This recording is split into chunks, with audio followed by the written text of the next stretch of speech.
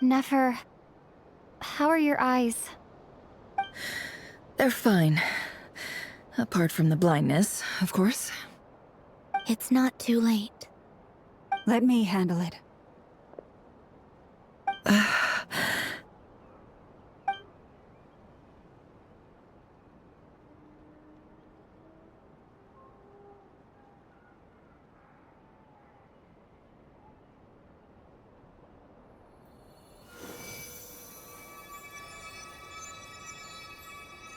Miss Nefer, it's not like you to lose your composure.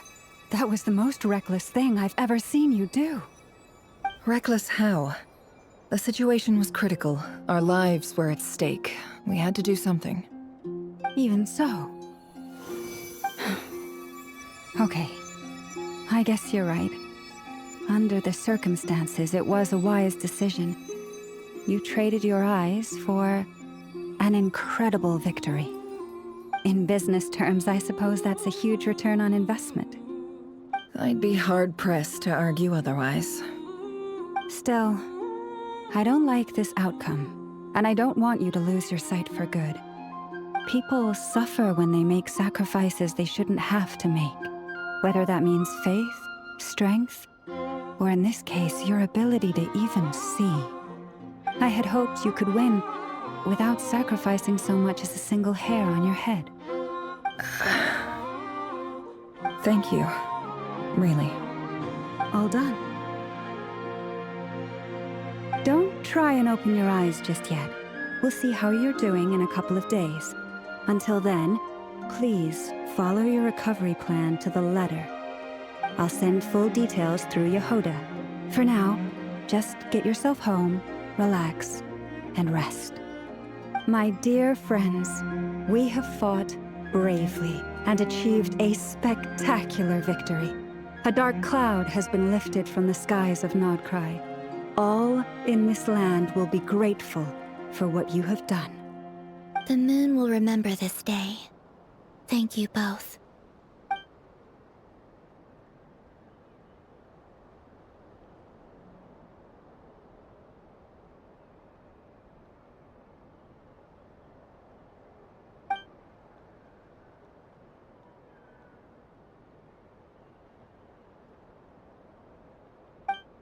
There's something I want to let you know. What is it? When Durin connected everyone's minds so I could access their powers, I also felt everything they felt. And since Nefer's eyes were injured, my eyes are hurting now too. Huh. Hold on. Let me try. I only feel the pain. There's no actual damage. I just thought I should tell you. You're right. There's no damage.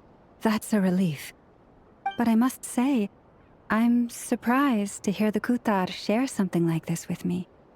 In the past, you never used to open up about yourself. Things are a little different now from how they were. I'm learning to share how I truly feel with my friends. Friends. You have no idea how glad I am to hear that.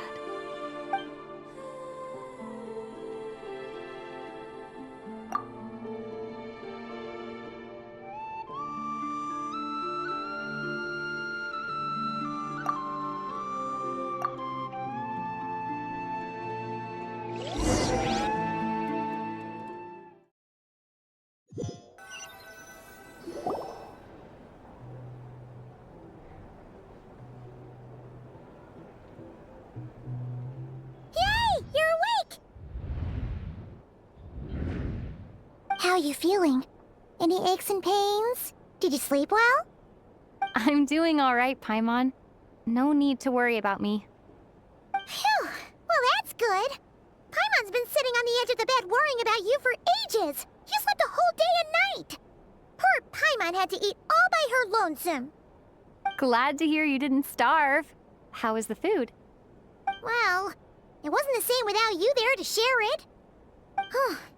Honestly, Paimon just can't relax when you're not your usual self. She couldn't enjoy the food and settle down to sleep. Well, I'm back to normal now. Oh yeah, and Albedo swung by earlier. He said to tell you to head to the tavern when you woke up.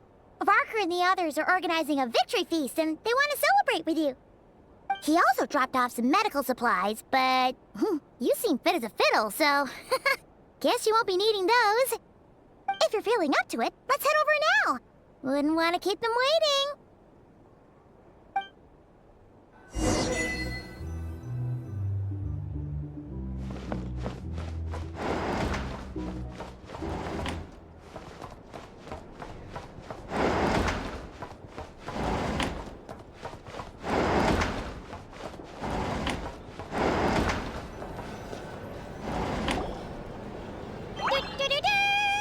We're here!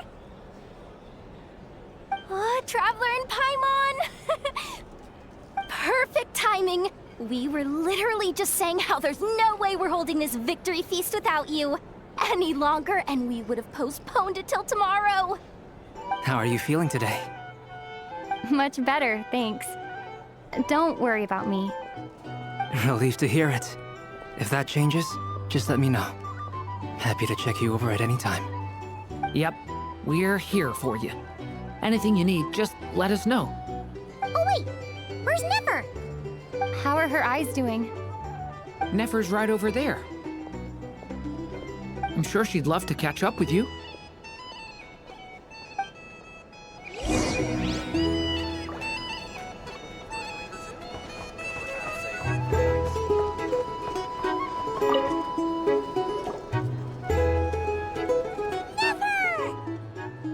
Traveler, Paimon, are you recovering well? Turns out that moon chanter has some real talent after all. My eyes were mostly recovered after just a couple days rest. I can actually open them again now. Yeah, but you gotta be careful. Lauma says not to strain your eyes while they're still healing. Yes, thank you. I'm well aware. Yehoda, could I borrow you for a moment? I could do with an extra pair of hands. Oh, sure. Coming. Did you hear that? I gotta go help Lauma for a second. You guys chat among yourselves. I'll grab us some drinks on the way back. Paimon, you still like 'em sweet? You bet! Make it extra sweet, because Paimon's earned it. Sure thing.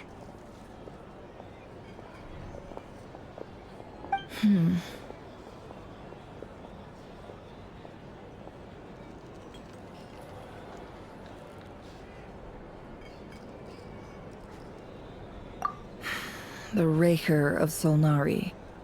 Kind of a snake, don't you think? No, definitely a snake. A poisonous one who spewed his venomous hatred everywhere. Anyone who seeks revenge out of hatred for other people has become a snake. That's something my dad used to say.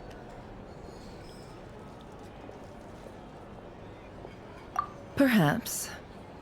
I'm sure it sounds like a very wise and open-hearted perspective to your ears. But me? I think hatred is a perfectly justifiable emotion. What else is left when everything you depended on in life gets stripped away? Something's gotta fuel that drive to keep on living. If you're worried about me, you can nip that in the bud. I'm not someone who gets stuck in the past. It's just... I suddenly feel like I was wrong to call my father a liar. He was just a fool. That's why the Academia turned their back on him, and why the other tribes ganged up on him. Oh, Father. How much better things could have been if you were a skilled liar. Look at the Ibis King. Thoth is a fiendishly cunning liar. And yet, strangely, he feels more like a father to me than my real dad ever was. He's never brought it up, but I'd bet he feels the same way.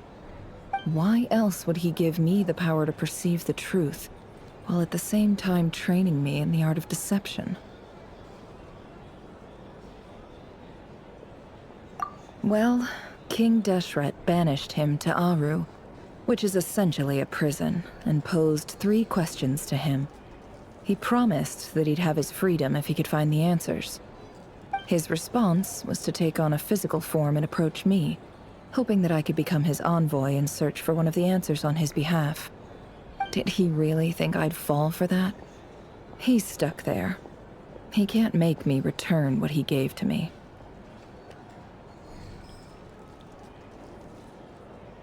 So that's enough for you to decide he's nice, is it? He's a prisoner, and he was scared. So he decided to perform some good deeds to win people's approval. He lives in fear because he's a deceiver. How is Rerir any different? You can't work as a spy your whole life and expect a happy ending. It's preposterous. Yet I can't say I don't understand it.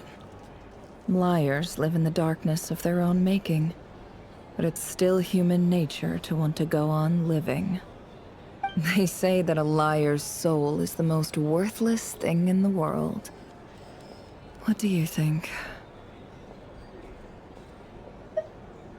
Oh, really?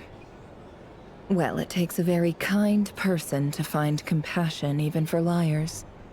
If you ask me, the soul of a liar really is worth nothing, because all they care about is themselves. For example, when something good falls into my lap, I don't go sharing the news around. Stops other people trying to steal it from me.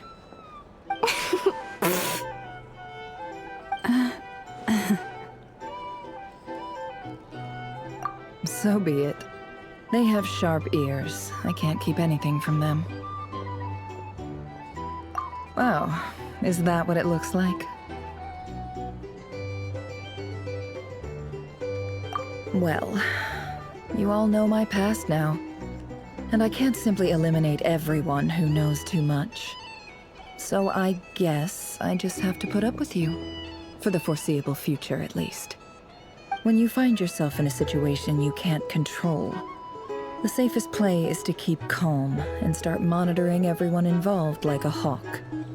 In the intelligence world, you need to have a sense of perspective and play your hand accordingly. If you understand what's at stake, please ensure my secret is safe with you. I trust you'll respect my wishes as a friend. But don't forget, I will also be watching you like a hawk. Very good. Oh, wait! Now that the panic's over and we've all calmed down, Paimon suddenly remembered something. After all that build-up, our mystery ally never showed up even once!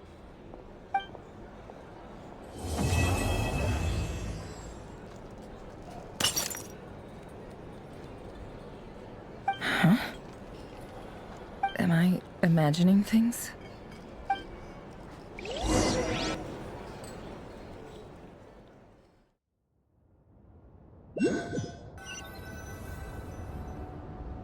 So, that close colleague who stayed behind with you?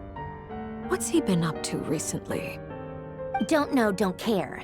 I get more normal human interaction from hanging out with Bosco too than him. Although, now you mention it, he hasn't bothered me in a while. I wonder if... If he's disappeared without a trace, it's the biggest gift he ever gave to the world. But I somehow doubt that's what's going on. He won't lie low forever. So we'd better stay on guard.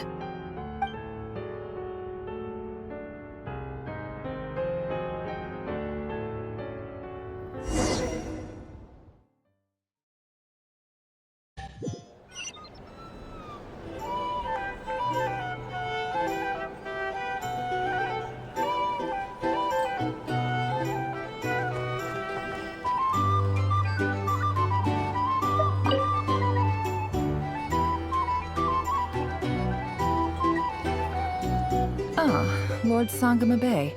How lovely to see you. I must thank you for the device you provided. It was an enormous help. Would I be right in thinking that it was developed by the Academia? Why come and ask me when you clearly know already? I mostly came to thank you. That's more like it. A little gratitude goes a long way with Lord Sangama Bay. Play your cards right, and you might even stand a chance of becoming my long-term supplier. The chance to work with such a kind and charitable investor as yourself would be a great honor for the Curatorium. Huh? Charitable? Who said anything about charity? First I'm hearing about it. Let's see. The first plot of land you purchased in Nodcry, your desert interests, and... Stop! What do you think you're doing? Exposing my investment history! It's nothing to hide from. They're all perfectly legitimate investments. And some of the land you purchased was with the intent of building a sanctuary? Yes, I heard about that too. How did you... You're a curious case, Lord Sangama Bay. You don't like people finding out about your good deeds, do you?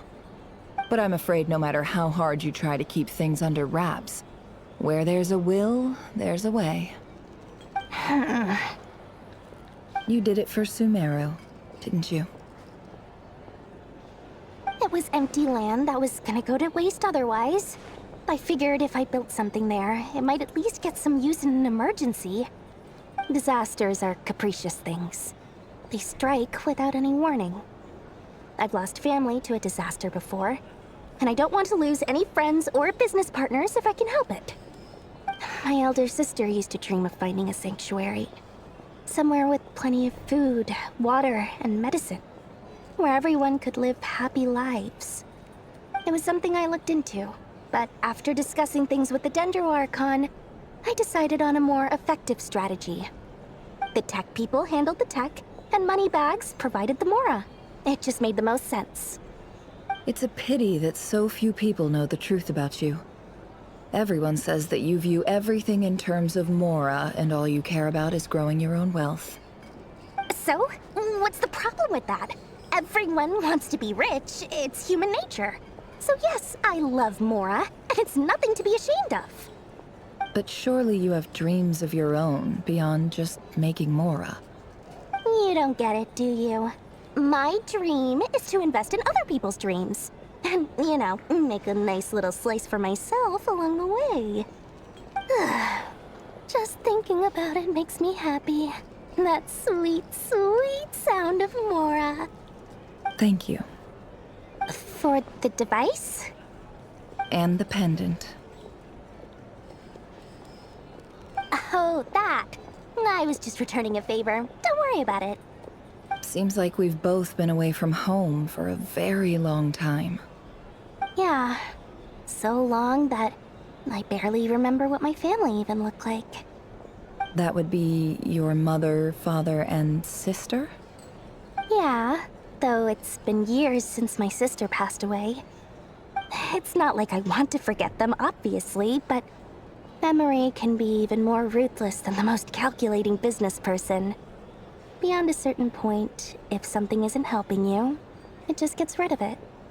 My sister can't help me now. Slowly but surely, her face is fading from my mind's eye. It's become a vague impression. Not everything will fade. When loved ones pass away, the beautiful memories are the ones that last the longest. Yeah, that's true. If you ask me, that's the one silver lining in all of it.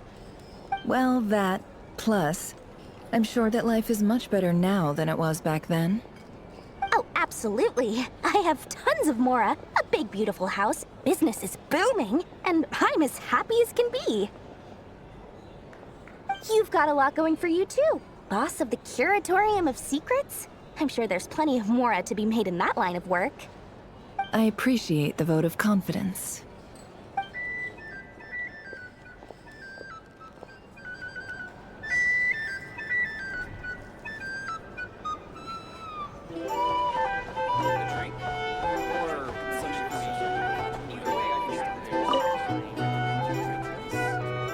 How have you been holding up? Any adverse reactions? If you start to take a turn for the worse, make sure you tell me right away. You don't need to worry about me, Grandmaster. I'm fine. I mean, I barely did anything, so... What? You're too humble, young man. You played an indispensable role in the battle for Nodcry. We can't thank you enough for your support. Sometimes, when people praise you, it's because you deserve it.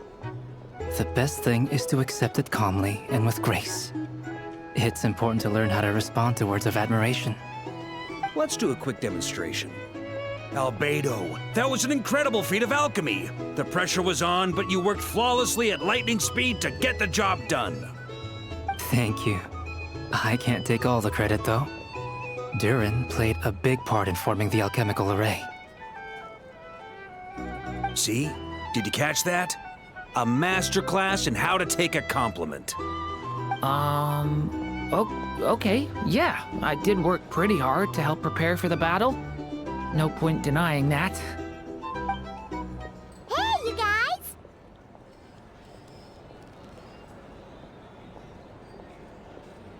Hey, look who's bounced back. Looking good, traveler. Seems like you've recovered. You won't need to take any more medication. Can I get you a drink? Huh? You know how to order at a bar now? You've sure learned a lot recently. Handling a drinks order is ridiculously simple compared to alchemy. Don't worry, I'll blend into society yet. Paimon believes it. You're clearly a fast learner, just like your brother. To be totally honest, though, Paimon didn't quite follow all the details when you first explained the plan to us. Don't worry, that's completely understandable. Unless you're a student of alchemy, it's hard to grasp the principle and how the process works. To put it in the simplest terms, we saw how our enemy stole the power of Kuvaki. And that gave us the idea of stealing his power to turn it against him. When facing an enemy you have no hope of defeating, it's best not to engage them in battle. So, instead of looking for a way to overpower him, we decided to help Columbina get strong enough to at least stand up to him in a fight. For this to work, we had to analyze his modes of attack, confirm who his main target was, and make sure that he wouldn't go beyond the range of the alchemical array. For added security, we prepared a total of 4 arrays. But to mitigate the impact of the battle, we identified one location in particular as the ideal spot, which is where the confrontation took place. The alchemical array absorbed his abyssal power. Then Durin processed it to render it usable by Columbina. That power enabled her to do what would otherwise have been nigh on impossible. What surprised me was that Dainsleif actually agreed to join us. Given his history with Rerir, he had every right to sit this one out.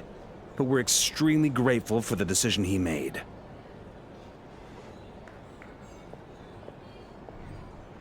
It must have been a painful choice to make. But I'm sure that making a decision was far better for him than staying in limbo. Absolutely. He was torn between 2 paths, but in the end, he made his choice and stuck to it resolutely. He doesn't strike me as the sort of person who'd stay trapped in limbo for long.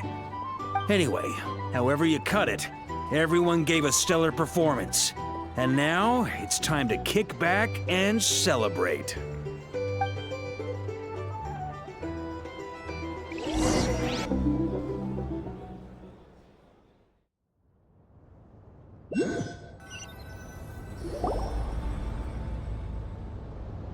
That's the only reason you're here. Yes, I've thought a lot about it. And I've realized that you, me, and Arlecchino should be friends. I think this is very important. So I felt I had to come and tell you. Well, this is a new one. I'm so moved. I can't even hold my teacup. If that's all, you can leave now. Do you not want to be friends with me? Or is it that you prefer being co-workers? What is this, Columbina? Are you deliberately testing my patience threshold? Right now, my politeness module is active. But if you say another word, I swear I'll shut it down. If your politeness module was active, wouldn't you say the word please at some point? Polonia, please see Lady Columbina to the door. Will you still invite me to your next tea party? What? Yes, I think you will. Bye-bye, dear Sandrone.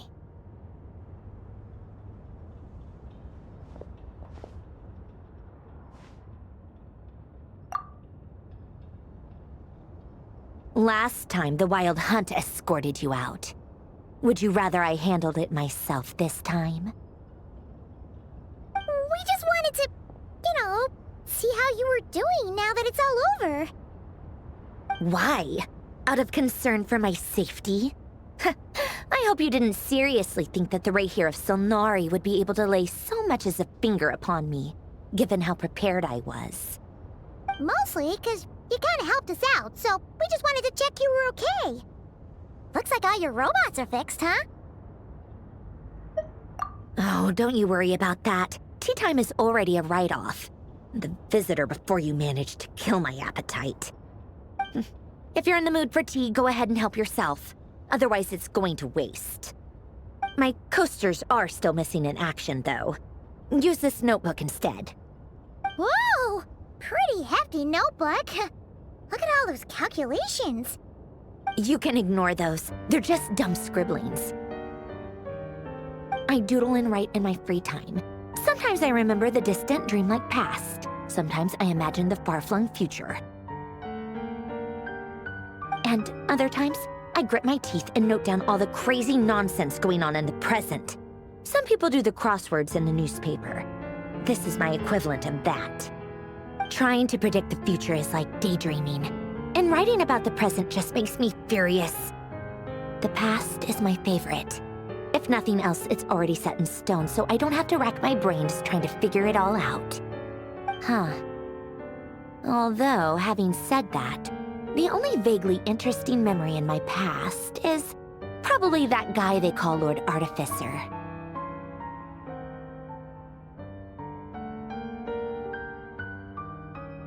Who else? Pretty much all the mecha and Fontaine are his personal handiwork. Wait, are you saying you know him? Like, personally? As a friend? I mean, I guess we were friendly enough. Yep. In fact, I'm probably the only normal person left who knew him at all. We used to chat occasionally back when he was still around. Before he passed away, he asked me to destroy all his manuscripts. I honored his request, but I did read through everything first before destroying them. I mean, I couldn't let the genius of Lord Artificer Alain Guillotin disappear like that. Would have been such a waste. So, that's where the formulas in your notebook are from? I just told you. Those are my equivalent of crossword puzzles. They're just dumb formulas that I solve for fun when I'm bored. Alain's work was like epic poetry. The formulas in my notebook are just silly little riddles in comparison. Not that there's anything bad about them. I mean, at least, solving those riddles isn't going to hurt anyone.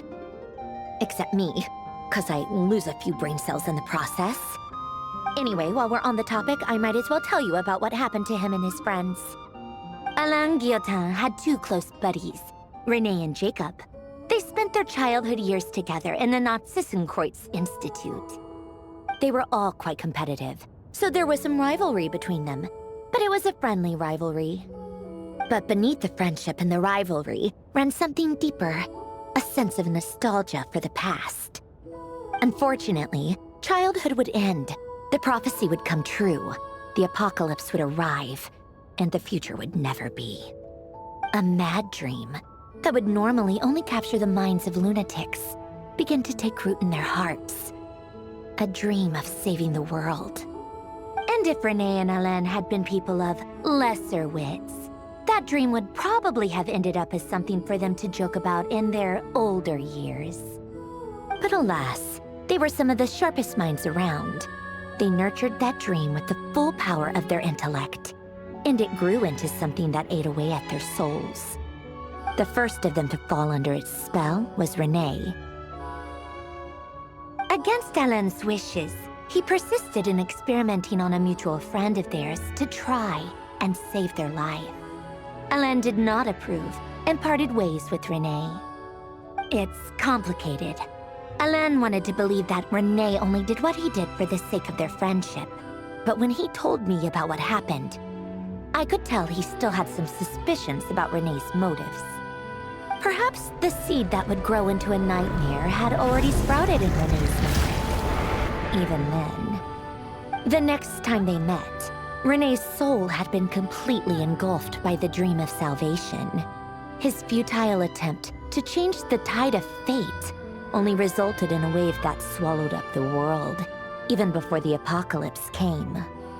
And although that wave died down eventually, I hear that it just recently came back with a vengeance.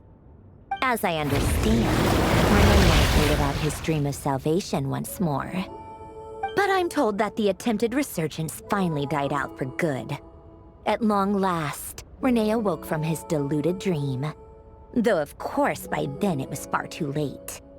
What do you think of Renee? Do you admire his transcendent genius? His view that any price was worth paying to achieve the lofty goal of saving the world? Or do you despise him? Dismiss him as an evil madman who wrought havoc on the lives of everyone around him as he pursued his delusional dream? Same difference, really. Just a matter of perspective. What a cop-out. But I suspect you'd have a more incisive and insightful answer if we dug into it further. I don't like fanatics who give up their whole lives for their ideology. Nor do I like fools who let their delusions take control. Maybe I could understand if Renee had just been an ordinary person. But he had a sage-like intellect. And still managed to get himself lost in the labyrinth of his own desires. Anyway, that's enough about Renee. Now, moving on to Alain Guillotin, the Lord Artificer. He managed to put a stop to the first storm whipped up by Renee. But after that, Alain lost his friends and family. To his credit, I suppose, the loss of his family and friends was purely a tragic accident. It's not like Alain sacrificed them for his cause or anything. After that, the only thing supporting his work was the same dream that had dragged his closest friend down to the abyss. But although the desire to save Fontaine drove him to found the Fontaine Research Institute, Alain continued to reject any form of transcendental knowledge or power. He was suspicious and fearful of it, having seen the way it had affected his closest friend. I think that formulas and machines derived solely from human intellect were the only thing that gave him a sense of spiritual comfort. Yet Alain's intellect was simply too great. It barely left him space to breathe in his lifetime. Once he realized that the end of his life was approaching, he finally accepted the truth. The Nazissenkreuz Institute needed someone, and a human being, to see its story through to the end. He quit working on his formulas, trading them in for the fairy tales that had played such a formative role in his childhood, but which he barely touched in his adult life. He told me that the director of the Nazissenkreuz Institute used to read those fairy tales to the children as bedtime stories. Apparently, they worked wonders at sending kids off to sleep. I think that all he wanted at that time in his life was to be able to sleep deeply without being plagued by depression. By that point, nothing else really mattered.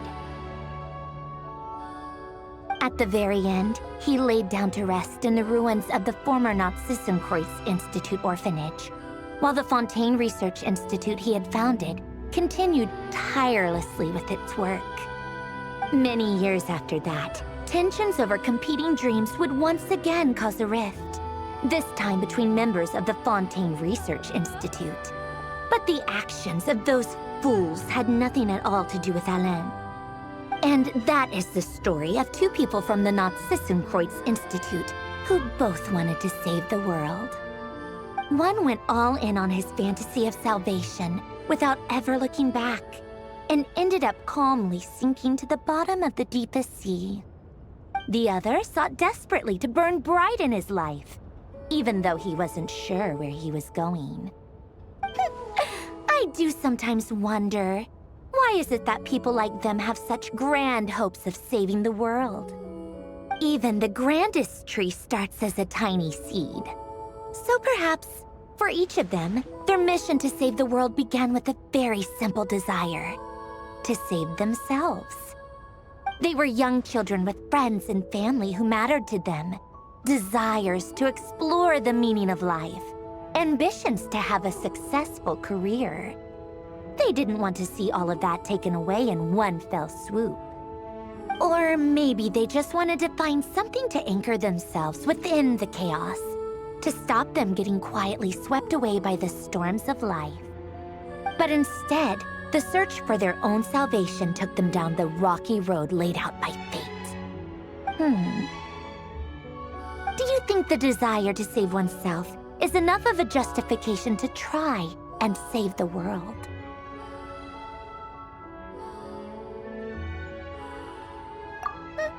The way you said that sounded just like Alain. I asked him the same question back when he was in his prime, putting all of his energy into his work. He gave the exact same answer as you did. No elaboration, just a quick short answer before getting right back to his work. He was always that way. All right, tea time's over. I owe Arlecchino a favor for telling me these stories. I'll have to bring a whole sack of gifts the next time I visit the House of the Hearth. I'm gonna go tinker with Polonia now. You guys can do whatever you want, as long as it doesn't involve interrupting me. Polonia, exit hibernation mode. Begin diagnostics.